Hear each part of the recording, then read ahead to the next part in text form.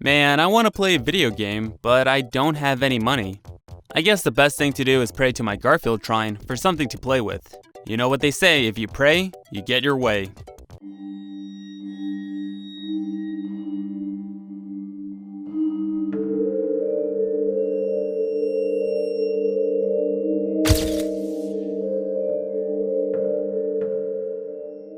Alright, it worked. Thank you, Garfield.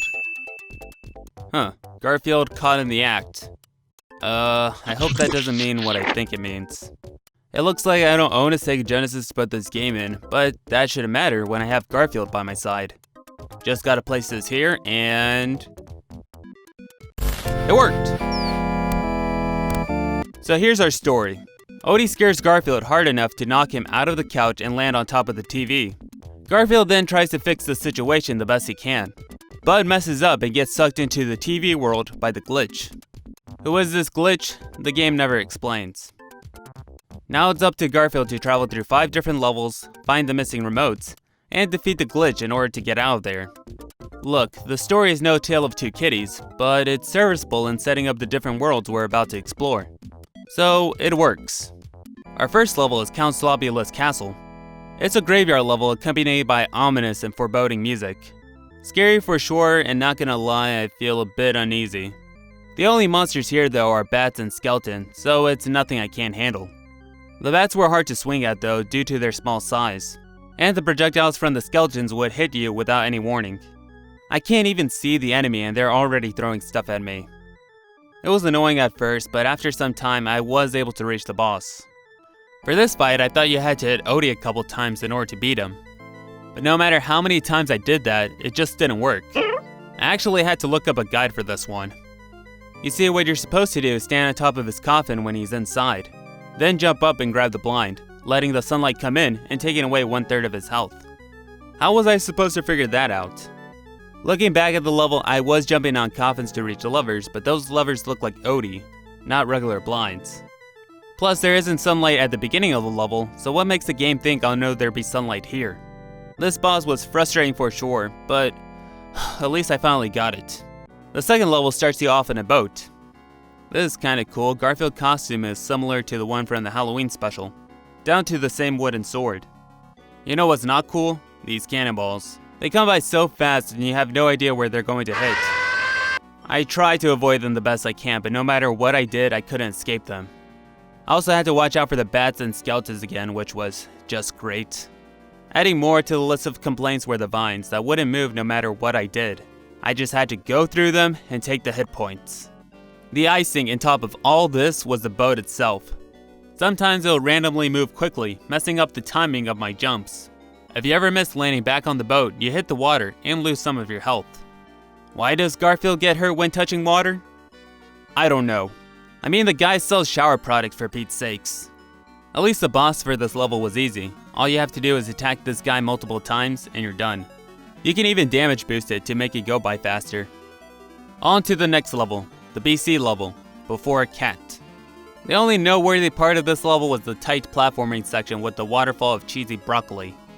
If you accidentally fall down here, you'll have to do the climb all over again. This happened to me a lot. I must admit, I'm not that great at platforming video games, so my bad. I got so frustrated with this part that I killed Squeak without giving it a second thought. Fantastic. What other Garfield friends will have to die due to my descent into insanity? Hopefully it's normal. What part of the phrase "don't come back" wasn't clear?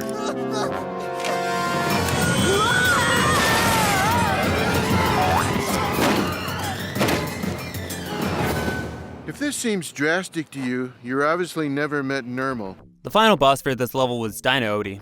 The boss was pretty easy to beat like the last one. Just push this rock to the seesaw, wait till Odie's under it, and jump to the opposite end. Simple.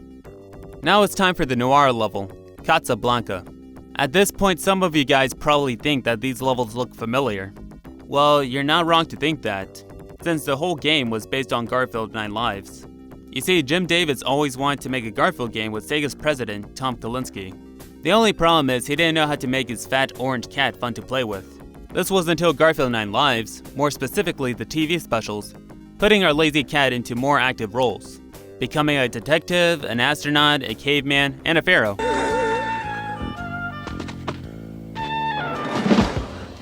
Did I ever tell you I love it when you grovel? Fun fact, there was planned to be more levels for this game, distributed by the now defunct Sega Channel.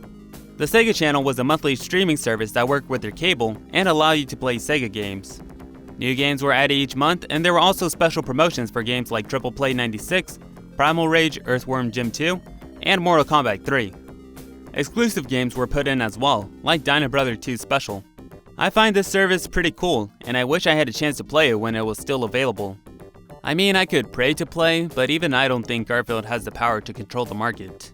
Anyhow, these added levels were called Garfield the Lost Levels. Ironic, I know. These lost levels were Bonehead the Barbarian and Slobbin Hood. Calling them lost, however, is a bit of an overstatement, since the levels can still be played in the Game Gear version of Garfield Caught in the Act. There is also a cut train section from the Casablanca level, which can still be seen in the back of the box. All this cut content could have been from the game being too big to fit into one cartridge. I think the actual reason, though, could have been the fat cat wanting more of that sweet gamer money. Just look at those greedy paws of his. You know he wants it. Okay, enough beating around the bush. Let's get back to the game. Casablanca is the worst level in the game because it's convoluted as hell. In this world, you have to go through different doors to reach the end of the level. The only problem is going through a door doesn't return you back to the same spot, but to a completely different one. I can go through one door, return to the same door, and end up in a completely different location. It was only through sheer luck that I was able to escape the big city. Radical. All I have to do is defeat Pushi's a McGruff bastard child, and I'm good to go. I know all dogs go to heaven, but I'm personally sending this one straight to hell. Finally, I'm at the last level, a combination of all the bad parts of the game.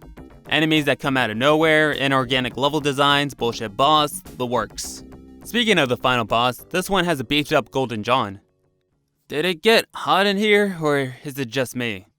Okay, I've been ragging on this game for quite a while, but I do have to give it credit for properly translating Garfield into a video game. I mean, Garfield has the same white eyes, sassy attitude, and funny quirks from the show and comics. He even runs slow like the fat lard he is. Also, the music in the game is excellent. Definitely having a few earworms here and there, like the Casablanca theme,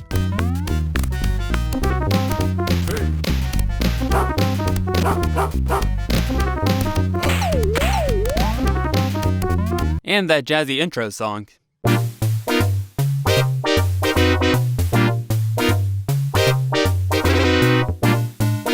Other than those two things though that I just mentioned, the game doesn't offer any incentive to keep on playing.